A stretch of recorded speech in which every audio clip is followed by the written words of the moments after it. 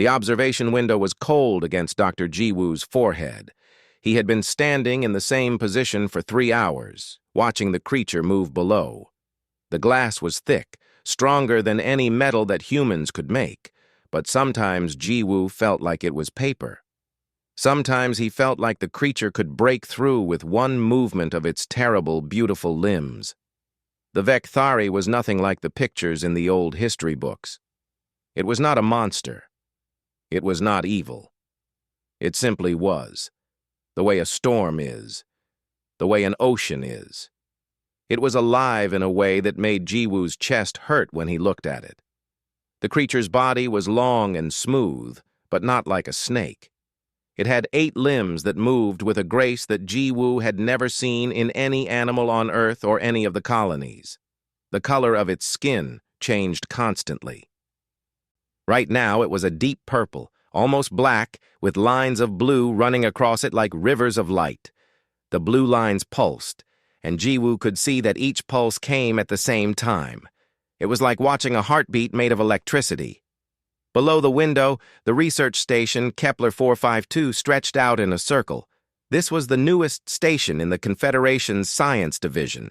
It had been built just 2 years ago, and almost every wall held a screen or a camera or a device that could measure things. The Vekthari lived in a special chamber in the middle of the station. The chamber had walls made of something that the scientists called null matter. It could not be broken, it could not be burned, it could not be eaten. At least, that is what they said. Jiwoo had read the files. 43 scientists from 7 different species had been sent into chambers with the creature over the last year. 43. And none of them were still alive. The telepathic Ithri, the silent Kolvar, the bright and fast Solari, with their bodies made of crystal. All gone. All eaten. The Confederation had called it the deadliest creature in the known universe. The military wanted to destroy it. The politicians wanted to study it, but no one wanted to live near it. No one wanted to be in the same building as it. Except Jiwoo. He turned away from the window and walked back into the research room. The other scientists were there, moving between machines that blinked and hummed. Most of them did not look at Jiwoo. They had learned that he was different. He was too interested in the creature. He asked the wrong questions. He wanted to understand when everyone else wanted to fear. Dr. Park Hae-jin was sitting at a large desk, her body made entirely of crystal, catching the light and throwing it back into 1,000 different colors. She was from the Solari. She was one of the smartest people on the station. She was also one of the few people who sometimes spoke to Jiwoo. "You were watching again?" she said. It was not a question. "Yes," Jiwoo said. "For 3 hours." "Yes." Hae-jin did not say anything for a moment. Her crystal body shifted from one color to another, the way her people did when they were thinking hard about something. "That creature has killed 4 of my people, Jiwoo. 4 Solari scientists. I have sat where you are sitting. I have watched through that window for hours. I have felt nothing but the need to see it destroyed." Jiwoo sat down in the chair next to her. "I know. But you do not feel the same," she said. "No," Jiwoo said. "I do not." "Why?" Hae-jin turned to face him, and the light caught in her eyes. "Tell me why you are so different." Jiwoo had asked himself this question many times. Why did he not feel the fear that everyone else felt? Why did he not feel the anger? Why did he see something other than a monster when he looked through that window? The answer was simple, but it was also hard to say out loud. "My brother," he said quietly. 3 years ago, my brother Minho was on a survey mission near the place where this creature lived. His shuttle went down. The Federation said he was dead. They said there was no body to find, so he must be dead. They gave my family a closed casket. Hae-jin made a sound that was like the sound of glass singing. "But I saw the drone footage," Jiwoo continued. "I was not supposed to see it. I had to access files that I should not have accessed. But I saw it. The creature did not kill Minho. The creature took him. It took him alive. You are certain? Heijin asked. I watched him move in the footage, Jiwoo said. I saw his hand. I heard something that might have been his voice. Yes, I am certain. Heijin turned back to her screens. Your brother is dead, Jiwoo. If he has been inside that creature for 3 years, he is dead. Even if he survived the first days, even if the creature did not eat him right away, he is dead now. It is the only kind thing to believe. No, Jiwoo said. His voice was very quiet. He is not dead. I know he is not dead. I can feel it. I know that sounds like something a fool would say, but it is true. He is alive, and he is in there, and I am going to find him. How? Heijin asked. The light in her crystal body was sad now, a soft green color. How will you possibly find your brother inside that creature? How will you communicate with it? How will you survive even being near it? Jiwoo did not have an answer to those questions yet. He had not studied the files long enough. He had not learned enough about the way the creature moved, the way it ate, the way it lived. But he had time. He had all the time he needed. I will find a way, he said. I have to. He is my brother. Outside the research room, the creature moved through its chamber.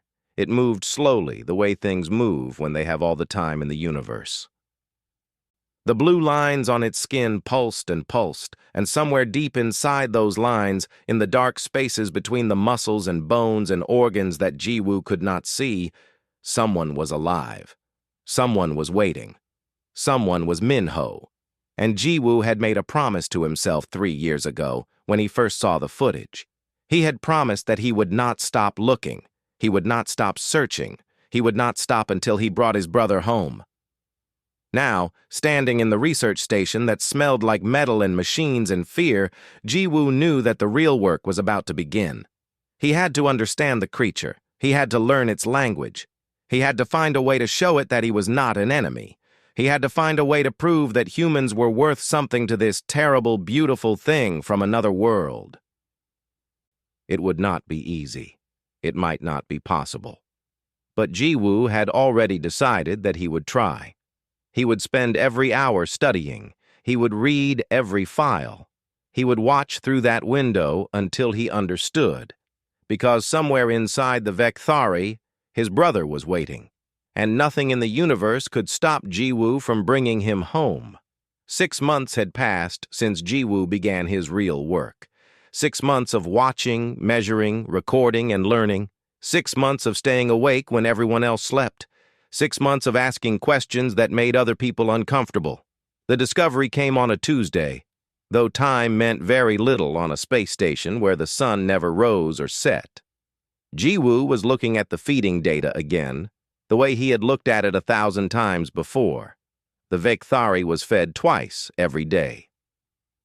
The food came through a special opening in the chamber wall, and the creature ate it with the same smooth movements that it used for everything else.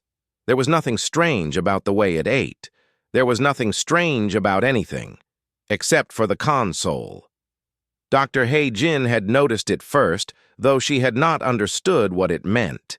During feeding time, the creature would move toward the console that showed information about previous prey. It would not eat until the console was turned on. It would not stop eating until the console was turned off. At first, the scientists thought it was just a habit. Maybe the creature was attracted to the light. Maybe it was attracted to the sound. Maybe there was something about the electromagnetic waves that the console gave off that made the creature want to eat. But Jiwoo did not think so. He had spent too much time watching. He had spent too much time studying the way the creature moved, the way its skin changed colors, the way its limbs reached and grasped and touched. The creature was choosing to look at the console. It was looking for something. So Jiwoo began to watch what the creature was doing while it looked at the console. He recorded its movements. He measured the way its body changed. He listened to every sound it made. And then he heard it. A vibration. very low, almost below the level of human hearing. But it was there. The creature was making a sound that Jiwoo could feel in his bones, in his teeth, in the base of his skull. It was a low sound that pulsed and changed, over and over again. Jiwoo started to listen very carefully. He began to record the vibrations. He began to measure the way they changed. He began to understand that they were not random. They were patterns. They were sequences of sound that repeated and changed in ways that meant something. They were a language. He brought the recordings to Dr. Kwon Min-ji, the old xenopsychologist who had been working with alien species for 40 years. Min-ji had studied the languages of the N3 and the Solari and the Kolvar. She knew how to listen to things that were not words. She knew how to find meaning in sounds. Min-ji listened to the recordings for a long time. She did not say anything for a very long time. She just listened and listened and listened. When she finally spoke, her voice was very quiet. "Where did you get this?" "From the creature," Jiwoo said. "During feeding time. It makes this sound when the console is on." "Do you understand what this is?" Min-ji asked. "No," Jiwoo said. "I just know it is not random." Min-ji removed the headphones from her ears and looked at Jiwoo with eyes that had seen a great many strange things in her long life. "This is mathematics, Jiwoo. The creature is using mathematical sequences, prime numbers, the Fibonacci series. I recognize the pattern from my studies of the N3. Jiwoo's heart began to beat very fast. "Can you decode it?" "Perhaps," Min-ji said. "If I have time, if I have resources. If the creature continues to make this sound." "It does," Jiwoo said. "Every time the console is on, every time it feeds." Min-ji set the headphones on her desk. "The Confederation has declared this creature mindless, a killing machine. Something that cannot be reasoned with, something that cannot be saved. But if this is what I think it is, then we have made a terrible mistake. We have been keeping a thinking being in a prison. We have been treating a person like a monster." Over the next 4 weeks, Min-ji and Jiwoo worked together to decode the vibrations. They built machines that could hear the sound better. They recorded hundreds of feeding sessions. They began to understand the patterns. And then they found the face. In the middle of one long sequence of vibrations, the creature had created a shape. The vibrations had drawn a picture in the space between the console and the wall. It was not clear at first. It was just shapes and shadows. But when Jiwoo looked at it long enough, he could see what it was. It was a human face. It was a young human face. It was male. It had short, dark hair. It was looking directly at the camera, directly at them, with eyes that were very much alive. Jiwoo did not say anything for a very long time. He just looked at the image. He looked at the face. He looked at the eyes. "Min-ho," he said finally. "Is that your brother?" Min-ji asked. "Yes," Jiwoo said. His voice did not sound like his own voice. "That is my brother. That is Min-ho." Min-ji placed a hand on Jiwoo's shoulder. "The creature knows who he is, Jiwoo. The creature has been trying to tell us something all along. It has been trying to tell us that it has him. It has been trying to tell us that he is alive." Jiwoo looked at the image again, his brother's face, looking back at him across 3 years of time and pain and separation. Looking out from inside the body of a creature that everyone said was a monster. Looking out from inside the body of the thing that was keeping him alive. "He is in there," Jiwoo said. His hands were shaking. "He is really in there. He is really alive." "Yes," Min-ji said. "I believe that he is." Jiwoo looked at the xenopsychologist. "We have to tell them. We have to tell the Confederation. We have to show them this." "They will not believe us," Min-ji said quietly. "They have made their decision about this creature. They will see what we have found as a threat, not a gift." "But it is proof," Jiwoo said. It is proof that my brother is alive. It is proof that something is alive inside the creature, Minji corrected gently. It is proof that the creature is intelligent. It is proof that the creature is trying to communicate. But proof can be interpreted in many ways, and people see what they want to see. Jiwoo looked at the image of his brother's face one more time. For 3 years, he had been hoping. For 3 years, he had been believing in something that everyone else thought was impossible. And now, finally, he had something to show them. He had something to prove that he was not mad. But Minji was right. The Confederation would not want to hear this. The military would not want to know that the creature was intelligent. The politicians would not want to accept that they had been keeping a thinking being in a prison. They would want to destroy it. And Minho was inside that creature. So Jiwoo made a decision. He would not tell them. Not yet. He would keep this secret. He would keep studying. He would keep learning. He would keep trying to understand the creature until he found a way to get his brother back safely. Because if he told the Confederation what he had found, they would kill the creature, and his brother would die with it. So instead, Jiwoo smiled at Minji. He took the image of his brother's face and saved it to a private file, and he began to make plans for what he would do next. The work was only beginning, but now he had something to work for. Now he had proof. Now he had hope.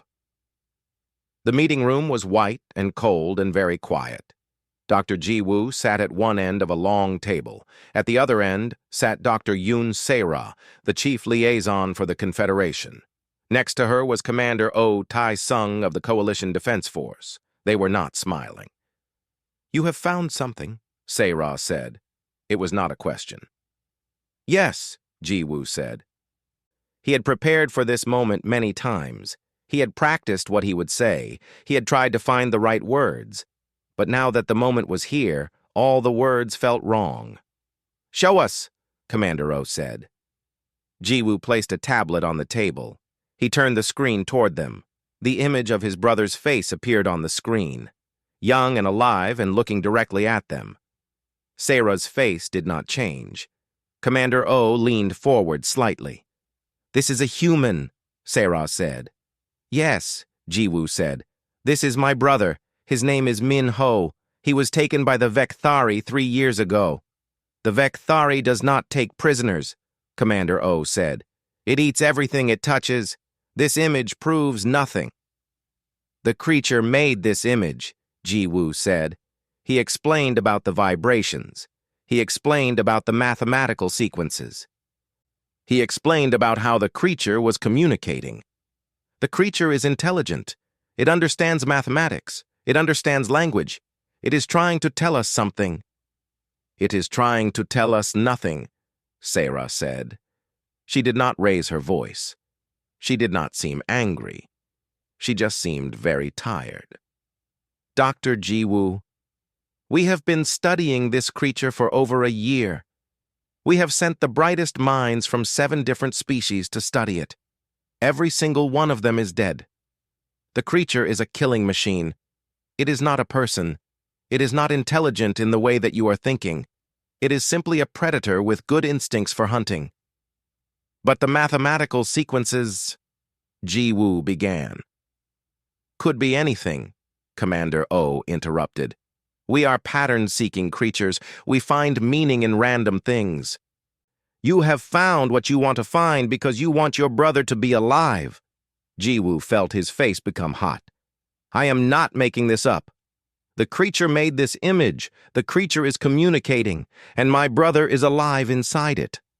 "Your brother is dead," Sarah said quietly. "Even if he survived the initial attack, which is unlikely, he could not survive 3 years inside a creature like that. The biological environment alone would kill him. The pressure, the heat, the acids in the digestive system. But the image? Could be anything," Sarah said again. "Dr. Jiwoo, I understand that you have been under a great deal of stress. I understand that you have been hoping for something that seemed impossible, but I cannot allow hope to influence the safety of this station. I cannot allow one person's need to believe to put everyone at risk. I am asking you to let me try to communicate with the creature, Jiwoo said. I am asking you to let me use the mathematical sequences to talk to it. If I can establish real communication, then we can know for certain what it wants. We can know whether my brother is truly inside it. Commander O and Sarah looked at each other. Some kind of message passed between them without words. No, Sarah said. The answer is no. You are to cease all independent research on this creature. You are to provide all your data to the official research team, and you are not to enter the observation chamber without explicit permission. But, Jiwoo started. This is not a negotiation, Commander O said. This is an order. Do you understand? Jiwoo understood. He understood very well. They did not believe him. They did not want to believe him, and they were not going to let him prove that he was right. Yes, Jiwoo said. I understand. He left the meeting room and walked through the corridors of the station.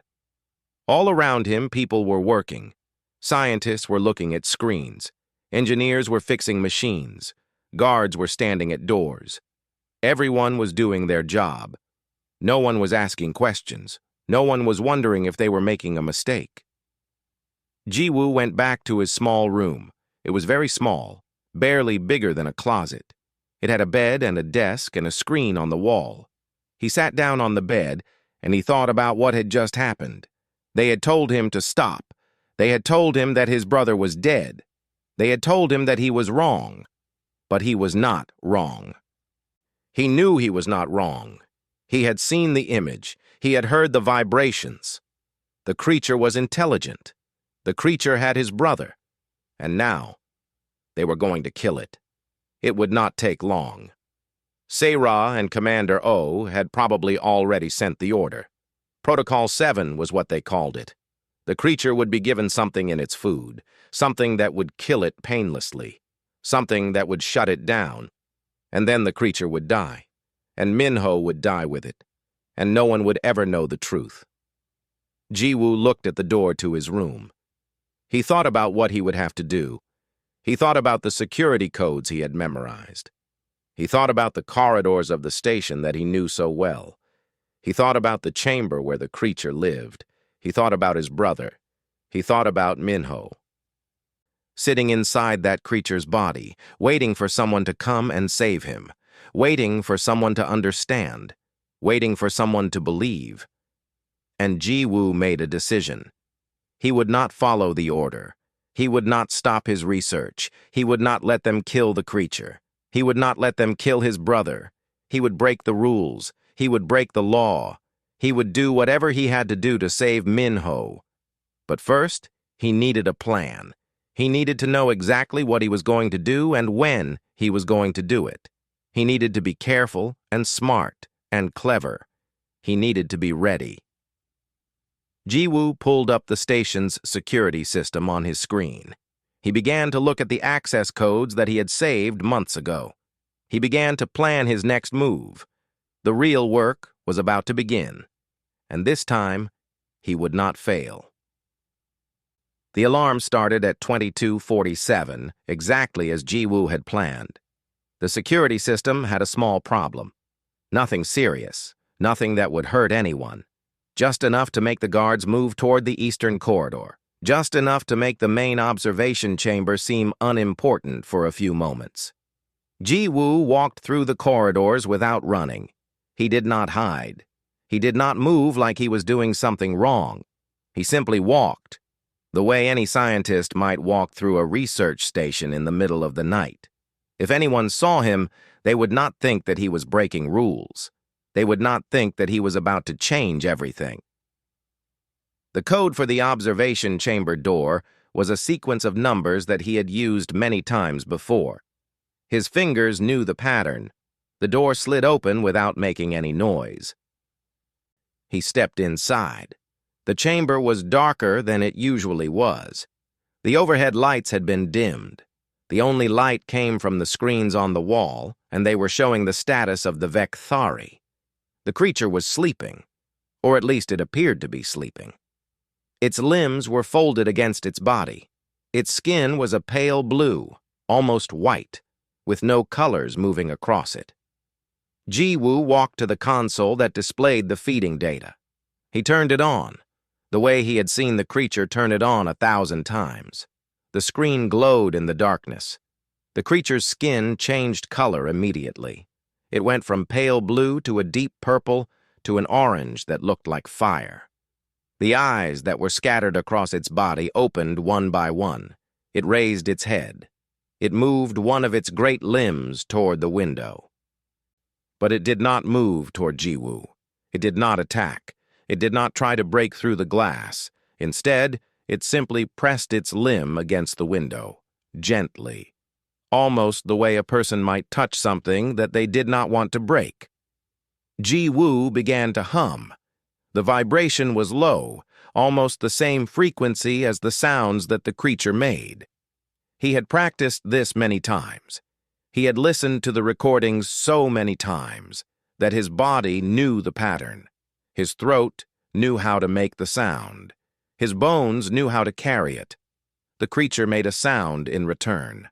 A sound like whales singing through gravel. A sound that made the observation chamber shake. A sound that was filled with something that Ji-Woo had no words for.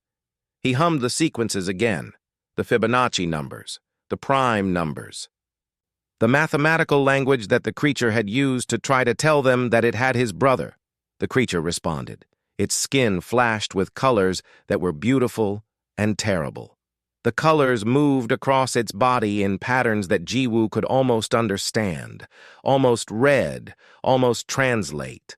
Then the creature did something that Ji-Woo had not expected. It rolled to the side. It pressed its belly against the glass of the observation window, and in the small gaps between the plates of its carapace, something moved. Something pale. Something human. A hand. A human hand. Reaching out from inside the creature's body. The hand pushed against the inside of the creature's armor. The fingers grasped at the gaps between the plates. And for a moment, just a moment, Ji-Woo could see the pale skin of a human arm. His brother. It was really his brother.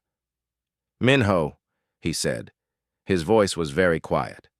The creature made another sound, a long sound that pulsed and changed and seemed to contain all the sadness and all the hope in the universe at the same time. Then the hand disappeared back inside the creature's body. The creature turned away from the window. It lay down on the floor of the chamber, presenting its soft belly to the glass, presenting its most vulnerable part, telling him without words that it trusted him, that it knew he was here to help, that it understood what he wanted. Ji-Woo placed his hand on the glass. The glass was cold and smooth and strong. Between him and his brother was a distance that seemed impossible to cross. Between them was the body of a creature that the Confederation wanted to kill. Between them was 3 years of separation and pain and fear. "I will get you out," Ji-Woo said. "I promise, I will get you out." He turned and ran back through the corridors. The alarms were still going. The guards were still in the eastern corridor. He had maybe 5 minutes before they realized that the problem was not real. Maybe 5 minutes before they came back and found him missing. He did not have much time. Ji-Woo went to the control room. The door was locked, but the code was easy. He had learned it weeks ago. He went to the main panel and he began to type commands into the console. The containment field around the creature's chamber could be turned off. It was a process that normally took several minutes and required the approval of 3 different people. But Ji-Woo had found a way to override that. He had found the back door into the system, the secret way that engineers used when they needed to fix things quickly. He typed in the code. He pressed enter. "Security override accepted," the computer said in its calm, empty voice. "Containment field will deactivate in 30 seconds. 29 seconds. 28 seconds. The guards would be here soon. They would hear the alarm. They would come running. 25 seconds. 20 seconds. Ji-Woo ran out of the control room and back toward the observation chamber.